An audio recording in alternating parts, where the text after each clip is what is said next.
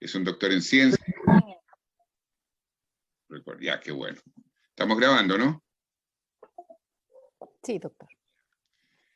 Doctor en ciencias y director del Instituto, esperen, déjenme, director del Instituto de Microbiología de la Facultad de Medicina de la Universidad Austral. Y es especialista en microbiología médica, taxonomía, biología y susceptibilidad de hongos filamentosos y levaduriformes. Él va a partir hoy día con esta charla de las tres personas que van a hacer. Muchas gracias por la invitación. Voy a hablar de esporotricosis. Voy a compartir.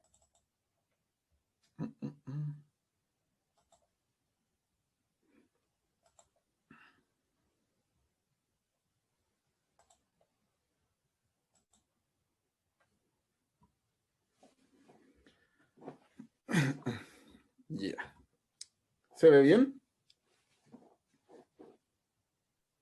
Sí, Patricio. Perfecto. Pensé, dije, qué silencio.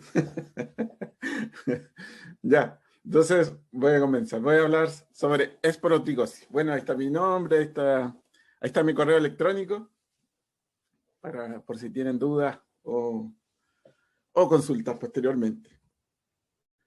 Bien, las micosis subcutáneas. ¿Qué son las micosis subcutáneas? La esporotricosis es una micosis subcutánea. Son infecciones crónicas de naturaleza supurativa granulomatosa que acomete la piel, la dermis, el tejido subcutáneo y el tejido músculo-esquelético. Y en general, las micosis subcutáneas se adquieren por trauma, ¿ya? Por inoculación de propágulos del agente etiológico o por trauma.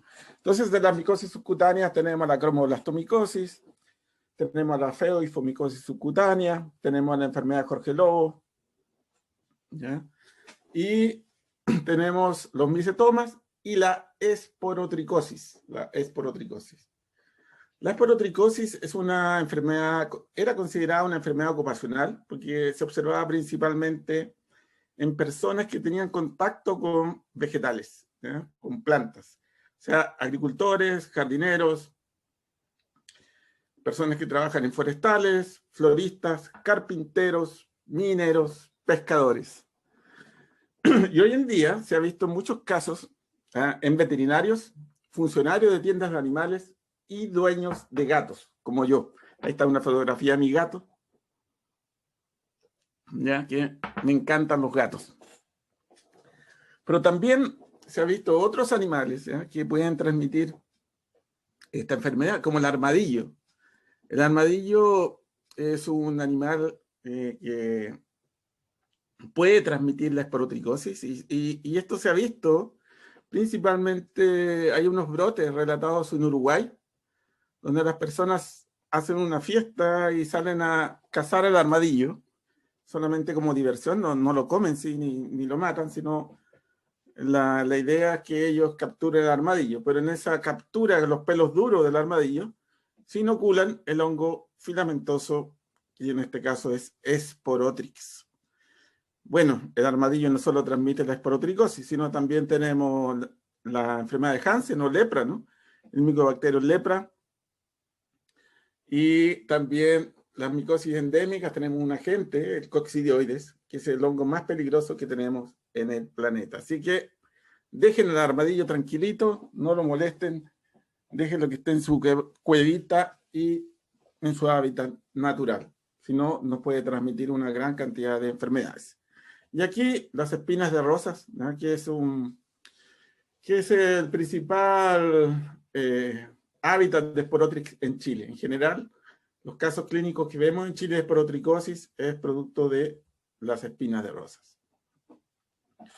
Bien, de acuerdo a la taxonomía, Esporotrix hace parte del filo Ascomycota, ¿ya? El género Esporotrix, y antiguamente teníamos solamente una especie, que era Esporotrix schenki. Por muchos años, Esporotrix schenki fue considerada la única especie de este género.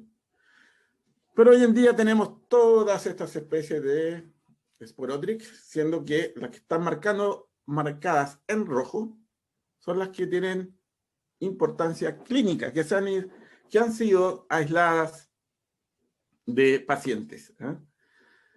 Tenemos Sporoptrix brasiliensis, el Sporoptrix mexicana, Sporoptrix globosa, el Chenqui y Luriae. Y aquí tenemos una en rojo, ¿ya?, que es una nueva especie que tiene el nombre de nuestro país, que fue aislada en Valparaíso, y se le dio el nombre de Sporoptrix chilensis.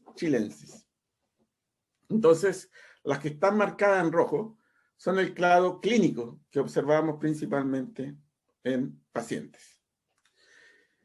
En este estudio filogenético, vemos aquí el clado clínico, donde tenemos brasiliensis, Chenqui, globosa y Luriae, ¿ya?, siendo que principalmente la especie brasiliensis está muy relacionada a la esporotricosis felina, ¿ya?, felina.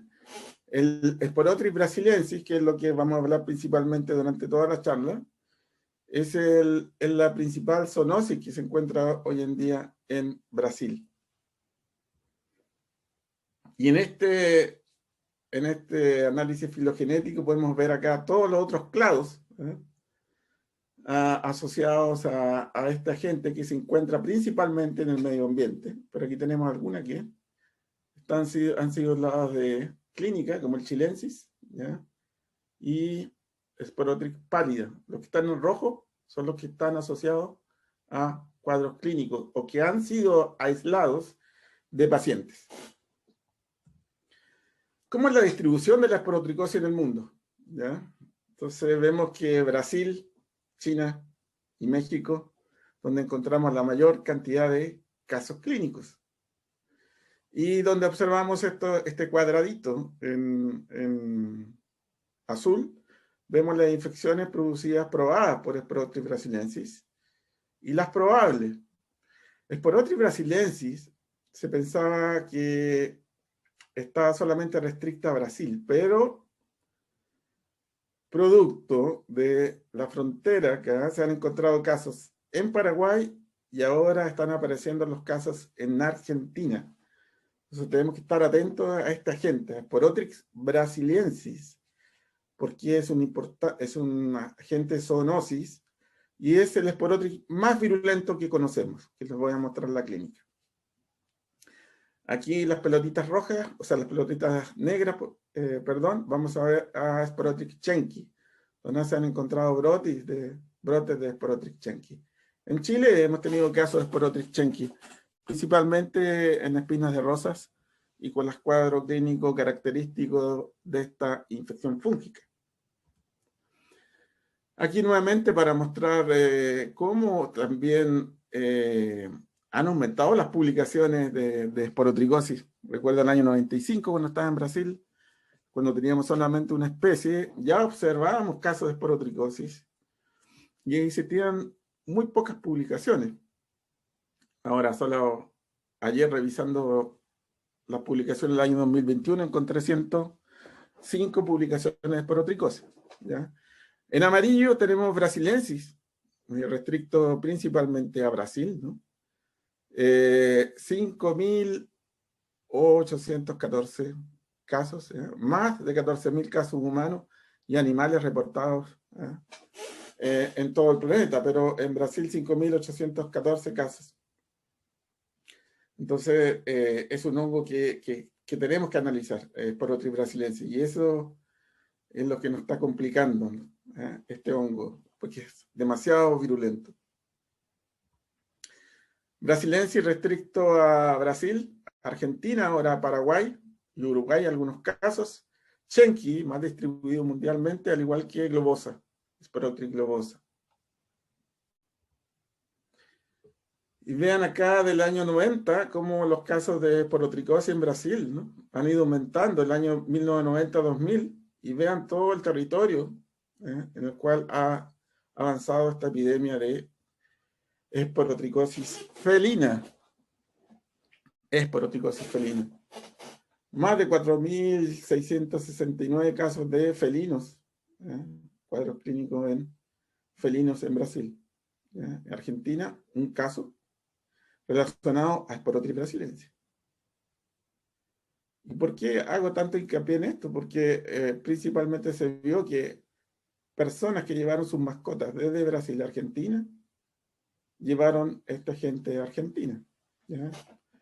Los casos en Paraguay lo mismo, personas que llevaron sus mascotas y llevaron el agente a Paraguay. Ahora los casos que se han descrito, estos brotes que están descritos en gatos en otros países, es principalmente cuando el gato adquiere el Sporotrix chenqui desde un árbol, por ejemplo. Él gasta su uña en el árbol y posteriormente gasta la uña en el dueño y le inocula el Sporotrix. Pero en ese caso sería un Sporotrix chenqui. Aquí los casos humanos, ¿ya? Y los casos felinos en Brasil, para que vean la estrecha relación entre el ser humano y los gatos. ¿Ya? Entonces, principalmente,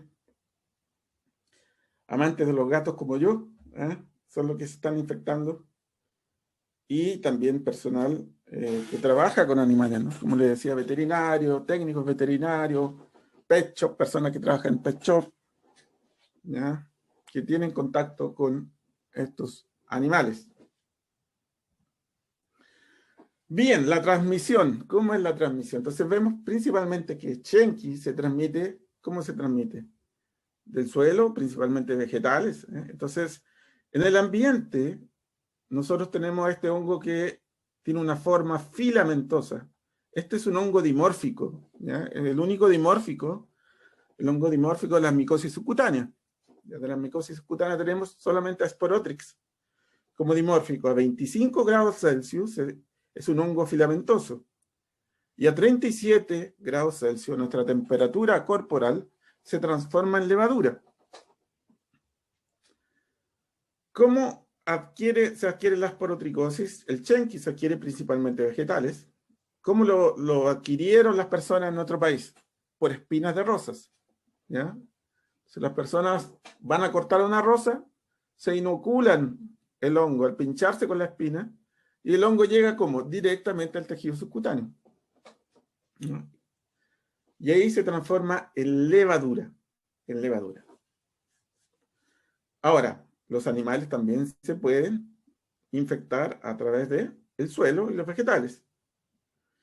¿Cuál es el gran problema que tenemos con Sporotrix brasiliensis? Que existe una transmisión horizontal en los animales. Chenqui. Ya lo encontramos principalmente en los gatos. Y el gato se lo puede transmitir a otro gato, se lo puede transmitir a otros animales y se lo transmite al ser humano. Ahora les voy a explicar por qué es tan complicado, porque el Sporotrix brasiliensis es el único Sporotrix que se puede transmitir desde la forma levaduriforme. Y eso nunca lo habíamos visto. ¿Ya? Siempre habíamos visto que la infección ocurría por trauma de la forma filamentosa, pero no desde la forma levaduriforme. ¿Cuáles son las manifestaciones clínicas? Tenemos la esporotricosis cutáneo-linfática, que es la principal manifestación clínica. ¿Ya? Entonces, cuando observamos a estos pacientes, el médico infectólogo, el médico dermatólogo observa y dice, ve la vía de los linfáticos, ya inmediatamente sospecha de esporotricosis. ¿Ya? Aquí el gato le inoculó el hongo, le gastó la uña, intentó jugar con su dueño y le enterró la uña, y se fue por vía linfática, produciendo estas lesiones nodulares, papulares, que después se abren y tenemos esta secreción. ¿Cómo tomo la muestra acá en estos pacientes? Yo con una aguja hipodérmica, yo toco estas lesiones, levanto estas costras, ¿ya? Y siembro directamente en agar saburó o en agar micocel. ¿Ya? Sporotrix crece muy bien en agar saburó y en agar micocel. ¿Por qué no hago un examen directo? Porque en el examen directo no observamos nada. ¿Ya? Es muy raro observar una levadura en un paciente inmunocompetente, los individuos inmunocompetentes, ¿ya? Como estos casos que les estoy mostrando acá, individuos inmunocompetentes. Entonces yo no voy a observar nada. El padrón oro es el cultivo. Entonces yo toco con una aguja hipodérmica, estéril por supuesto, toco la lesión y voy sembrando directamente en el agarzaburón. Esto es un corte histológico donde se observa un cuerpo asteroide, pero esto es muy raro observarlo. Por lo tanto, el cultivo en la esporotricosis es el padrón oro. Podemos tener formas fijas cutáneas, entre 20 y 40%, generalmente lo observamos en los niños, siempre con compromiso de los ganglios linfáticos. Como les decía acá, toque con la aguja hipodérmica y siembra en los medios de cultivo. Estos son los casos de Chile, ¿no? Una espina de rosa, Sporotrichenki, se fue por vía linfática, ¿ya? Se toca la lesión y se siembra directamente en los medios de cultivo. Sporotrich pálida en una onicomicosis, bastante raro este caso, pero una especie también rara de encontrar en clínica. Y aquí Sporotrich globosa en la forma linfocutánea, ¿ya? Característica. Entonces todo va a depender también de la clínica, del conocimiento de este cuadro clínico y del diagnóstico del laboratorio, ¿ya? Que principalmente el diagnóstico lo hacemos ¿por qué? Por el cultivo. Recuerden eso, que en el examen directo no van a observar nada, ¿no? Nosotros esperaríamos encontrar levaduras en este individuo inmunocompetente. Bueno, pero en pacientes inmunosuprimidos, pacientes VIH, sin terapia antirretroviral, pacientes oncológicos, ¿no? Pacientes neutropénicos, pueden desarrollar una esporotricosis diseminada cutánea, ¿ya? Entre el 1 al 5%. La mortalidad en este tipo de pacientes es de un 40%, ¿ya? Y siempre tienen manifestaciones cutáneas. Bueno, en estos pacientes inmunosuprimidos, en una biopsia, como en este caso, podemos observar levaduras, ¿ya? Que tienen un aspecto redondo. En general, nosotros cuando antiguamente inoculábamos Sporotrix en animales susceptibles, como ratones, nosotros observamos la levadura con un formato como de puro o de cigarro. Son levaduras alargadas, ¿ya? Pero en este caso, en estos pacientes inmunosuprimidos, neutropénicos, observamos estas levaduras, ¿ya? Con un formato más redondo. Manifestaciones clínicas, lesiones oculares, ¿ya? Conjuntivitis, granulomatosa, uveitis, retinitis, queratitis, dacriocistitis, y también relacionados a un síndrome ocular glandular de Parinot, que ese síndrome se asocia principalmente a Bartonella, ¿eh? A la enfermedad del arañazo del gato. Pero en este caso, que es una bacteria Bartonella, en este caso están asociadas a esporotricosis. Individuos inmunocompetentes. Aquí un individuo inmunosuprimido, ¿eh? Con lesiones ya úlceras en el paladar, destrucción de úvula, perforación del septo nasal, o sea, un cuadro clínico muy parecido a las mucormicosis, ¿no? No sé si han escuchado ahora que en India hay más de 8.000 casos de mucormicosis, que le pusieron el hongo negro. Bueno, no es un hongo negro, ¿eh? La gente mucormicosis en India, pero en este caso es una esporotricosis, ¿ya? Esporotricosis en individuo inmunosuprimido, VIH, sin terapia antirretroviral. Aquí una forma extracutánea, sistema nervioso central. Bien interesante estos casos porque son en individuos inmunocompetentes, ¿ya? Inmunocompetentes. Cuando hicieron análisis de líquido cefalorraquídeo, encontraron estas levaduras, las cuales fueron sembradas a dos temperaturas, a 25 grados Celsius y a 37 grados Celsius. Se hicieron análisis moleculares y era Sporotrich brasiliensis. O sea, Sporotrich brasiliensis en el sistema nervioso central, ¿ya? Entonces, estar atento, hay que tener ojo con este agente, con Sporotrich brasiliensis, que, como les digo, es el más virulento de todos. Y los gatos pueden ver que presentan las mismas lesiones que el ser humano. Lesiones oculares, ¿ya? Lesiones ulceradas, ¿ya? Lesiones de la mucosa con dificultad para respirar. Y bien diferente del gato como el ser humano, cuando uno hace un análisis de estas secreciones, ve las levaduras, las levaduras, ¿ya? ¿Cómo podemos hacer el análisis de estas levaduras? Vean, en el gato podemos ver las levaduras del examen directo, en el hombre no. Entonces ustedes pueden colocar un portaobjeto, ¿ya? Y lo podemos colocar en la superficie, ¿ya?, de las lesiones, ¿ya? Colocamos el portaobjeto, hacemos como un imprint, ¿ya? Y hacemos un examen directo y podemos ver las levaduras. Una característica de los gatos de la esporotricosis felina, que la clínica es igual que el ser humano, aquí vean también siguiendo la vía linfática, aquí tenemos una paroniquia, una inflamación de la uña, ¿ya? Es que existe una gran cantidad, una gran carga de levaduras en estas lesiones de mucosa. Y el gato solamente, ¿ya?, puede transmitírselo esto a otros gatos, a otros animales, como los perros, por ejemplo, y se lo pueden transmitir al ser humano, ¿ya? La contaminación humana es posible mismo con ausencia de histórico de trauma. Entonces se han visto que algunos veterinarios, sin que el gato lo haya mordido o lo haya enterrado las uñas, han presentado el cuadro clínico de esporotricosis, solamente con el contacto de la mucosa por la elevada carga de levaduras que tienen estos animales, y principalmente por Sporotrix brasiliensis. Eso tiene que quedarles bien claro, que Sporotrix brasiliensis es el más virulento, zoonótico, y el que hay que tener mucho más cuidado, porque se transmite desde las dos formas, desde la forma filamentosa y desde la forma levaduriforme, lo que no se ha visto con las otras especies de Sporotrix.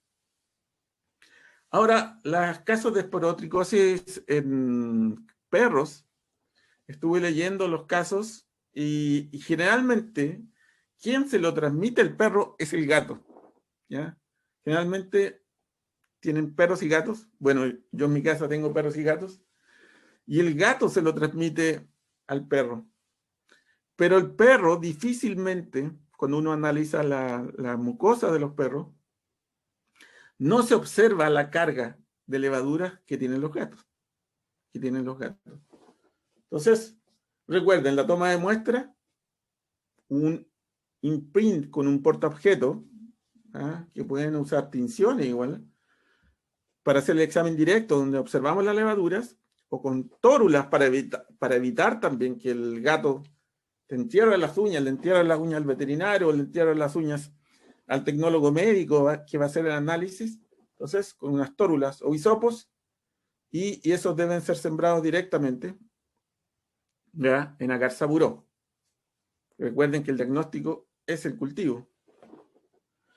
Bueno, aquí colocando la pata, haciendo un imprint directamente de la almohadilla del gato. Un poco complicado acá, si el gato te entierra la uña y te puede inocular Sporotrix, pero se puede hacer. Y esta es la importancia de los grandes brotes que se están observando en Brasil. El número de casos humanos, más de 4.000, más de 3.800 casos en gatos y más de 120 casos en perros, como les decía, principalmente transmitidos de gatos a perros y de gatos al ser humano, ¿ya? ¿Y por qué este salto evolutivo? Porque antes no habíamos visto nunca que se podía transmitir de la forma levaduriforme. Y brasiliensis lo puede hacer a través de las propias lesiones de mucosa, se lo puede transmitir al ser humano. Vean, este gato sacudió su cabeza, le cayó en la conjuntiva del ojo a su dueño y le produjo el cuadro clínico, individuos inmunocompetentes, ¿ya? Si hacemos un imprint y observamos, que puede ser con Giemsa, ¿no?, una tinción de Giemsa, observamos las levaduras de Sporotrix. ¿Cómo hacemos el diagnóstico? Con un abordaje polifásico. Bueno, tenemos la clínica, que es fundamental, ¿ya?, la sospecha clínica. Debemos conocer la epidemiología, ¿no? Ahora sabemos que Sporotrix brasiliensis se encuentra principalmente en Brasil, algunos casos en Argentina, Paraguay, Uruguay, y el laboratorio. Ahora sabemos que el diagnóstico se hace por el cultivo, es el padrón oro. Podemos hacer un examen directo un cultivo, que es el padrón oro, la histopatología, bueno, la proteómica, los malditos y los métodos moleculares nos ayudan en la identificación. Como les decía, el examen directo tiene un rendimiento muy bajo. Podemos observar cuerpos asteroides en las biopsias, pero en un porcentaje muy, muy bajo. Y el cultivo es fundamental. Con el cultivo hacemos el diagnóstico. ¿Ya? Sporotrix resiste la cicloximia, así que lo pueden sembrar fácilmente en agar micocel. Y recuerden de sembrarlo a 2 temperaturas, porque es un hongo dimórfico. A 25 grados Celsius se comporta como un hongo filamentoso, que es el que está acá, que se parece un tiro al blanco esa colonia. Y a 37 grados Celsius se comporta como una levadura. ¿Ya? Y así lo observamos en la micromorfología, hifas, tabicadas, yalinas, con idiogénesis simpodial, y se forman las margaritas, tan bonitas y características. Parecen flores, un hongo muy bonito, pero muy peligroso, ¿ya? Esto es típico de Sporotrix. Los conidios también pueden crecer directamente alrededor de la hifa. Y vean las levaduras cuando inoculábamos animales antiguamente, ratones a 37 grados Celsius, las levaduras en formato de naveta o de puros. Y ahora las técnicas de biología molecular nos han ayudado mucho para poder identificar todas las especies que les mostré en las primeras diapositivas, fueron identificadas por técnicas de biología molecular. ¿Ya? El grupo de Anderson Rodríguez, que trabaja en la Universidad Federal de Sao Paulo, es uno de los principales investigadores que trabaja con esporotricosis, ¿no? Y él ha desarrollado unos primer, especies específicos que lo están utilizando en una gran cantidad de universidades. Inclusive, él me ha dicho que han tomado muestras de gatos con hisopos y lo colocan en un líquido y hacen las pruebas directamente de las muestras clínicas, hacen las pruebas de PCR especie específica. ¿Ya? Tenemos secuenciamiento, muchas técnicas que se están utilizando para llegar a la identificación de niveles de especies, solamente por biología molecular. Algunos malditos se están utilizando también con unas buenas bases de datos para identificar principalmente el clado clínico, de importancia clínica. Tratamiento. El tratamiento de la esporotricosis, la principal antifúngico es el itraconazol. El itraconazol es el antifúngico de primera línea. Después tenemos la terbinafina, que se está utilizando un antifúngico bastante seguro. Y en casos de, como les mostré, el sistema nervioso central o diseminadas, se está utilizando la anfoteresina B liposomal. En embarazadas se puede utilizar calor, bolsas, guateros, como le decimos en Chile, bolsas de agua caliente, más, dependiendo si es una infección diseminada, habría que utilizar anfoteresina B liposomal, pero en embarazadas se está utilizando hipertermia, o sea, las bolsas de calor, más terbinafina. Y en los gatos utilizamos itraconazol y también se puede utilizar yoduro de potasio. ¿Ya? Itraconazol y yoduro de potasio. Y en este paper del año 2020 indican que hay que utilizar la terapia combinada. Si usamos la terapia combinada de itraconazol con yoduro de potasio para nuestras mascotas, en 3 meses ya están curadas. ¿Ya? Entonces, terapia combinada para nuestras mascotas, itraconazol más yoduro de potasio. El yoduro de potasio también se puede utilizar en el ser humano cuando no tenemos si no tenemos itra ni fluco, se puede utilizar el yoduro de potasio. Y en la estrategia para contención de la esporotricosis, una salud, debemos trabajar en conjunto, ¿ya? Entonces, médicos veterinarios, médicos infectólogos, tecnólogos médicos, ¿ya? Epidemiólogos, biólogos, ecólogos, especialistas en biología molecular, ¿ya? Para intentar controlar la esporotricosis felina, que es el gran problema que estamos observando.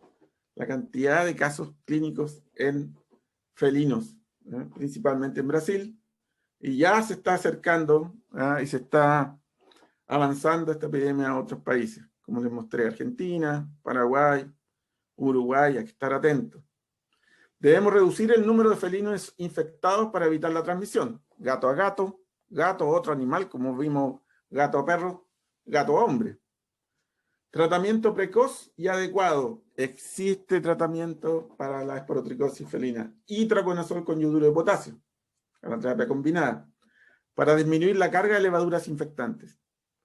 Estamos hablando de brasilensis. Recuerden que es el principal hongo, ¿ya?, que ataca a nuestras mascotas y que las transmite al ser humano. Entonces, trabajar en conjunto.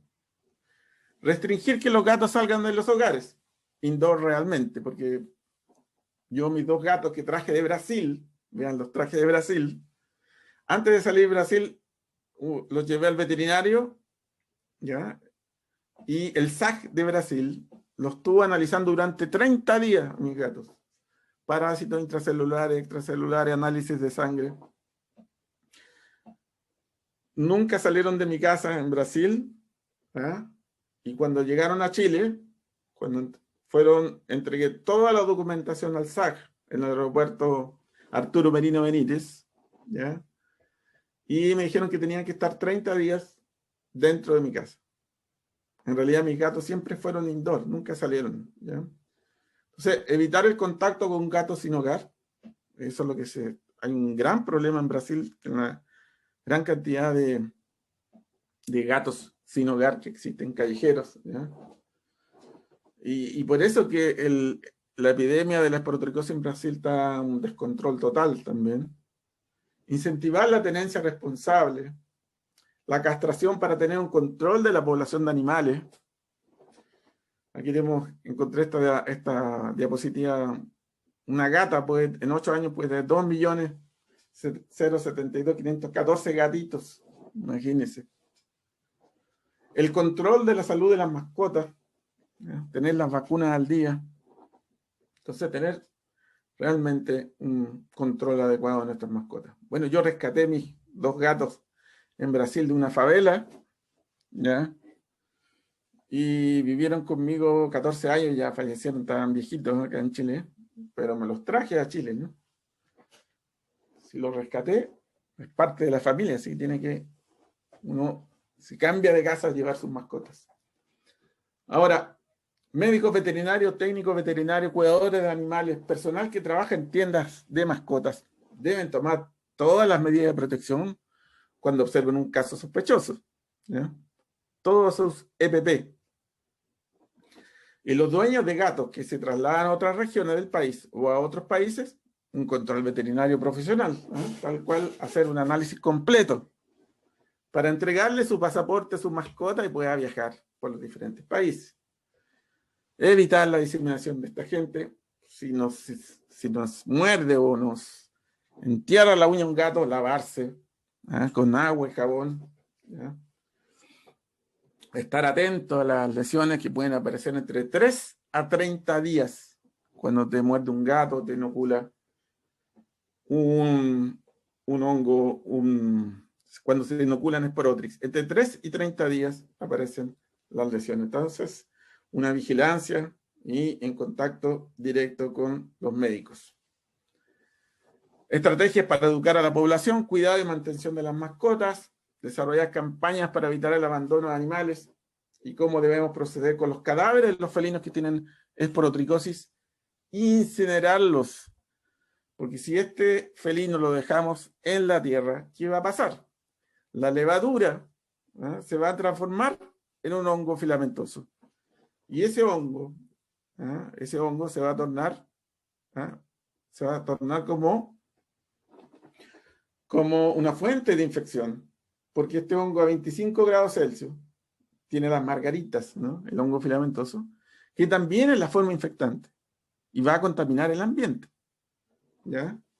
Posteriormente otros gatos, otros animales se pueden contaminar en esa región. Entonces, educación,